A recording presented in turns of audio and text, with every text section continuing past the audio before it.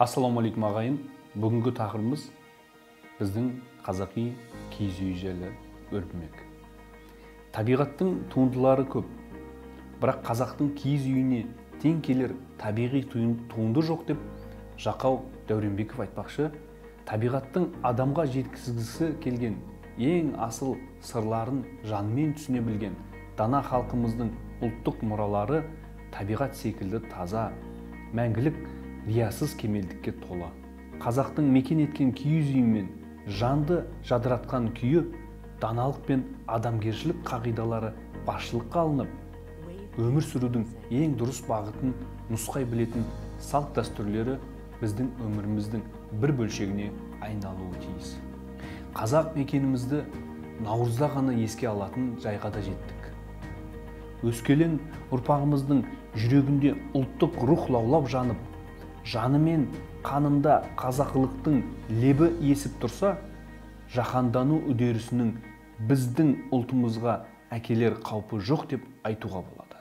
Ұлттық құндылықтар ұлылығымызды сақтап, ұлт ретінде әлем сахнасында абыройлы орын алуымызға тигізер ықпалы зор. Өзіңнің табиғи болмысыңнан алыстап, біреуге еліктеу арқылы адам ешқашан бақыт тапқан емес.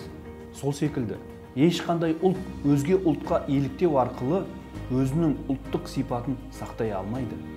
Рухы мықты ұлт қана ұлы ұлтқа айнала алады.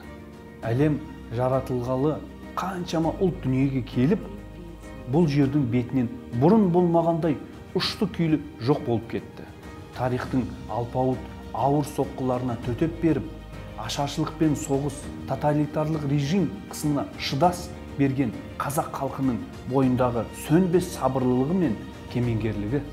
Болмысында ұлылық бар ұлт дарындарға бай болады дейді.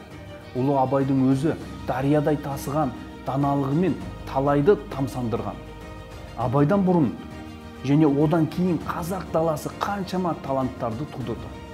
Қазақтың байлығының ең құндысы осы даналардан қалған асыл мұраларымыз. Бұл мұраларымызда қазағымыздың асыл тілінің гауһары мен жауһары, құнары мен кемеңгерліктің ең үздік нұсқалары көрініс тапқан.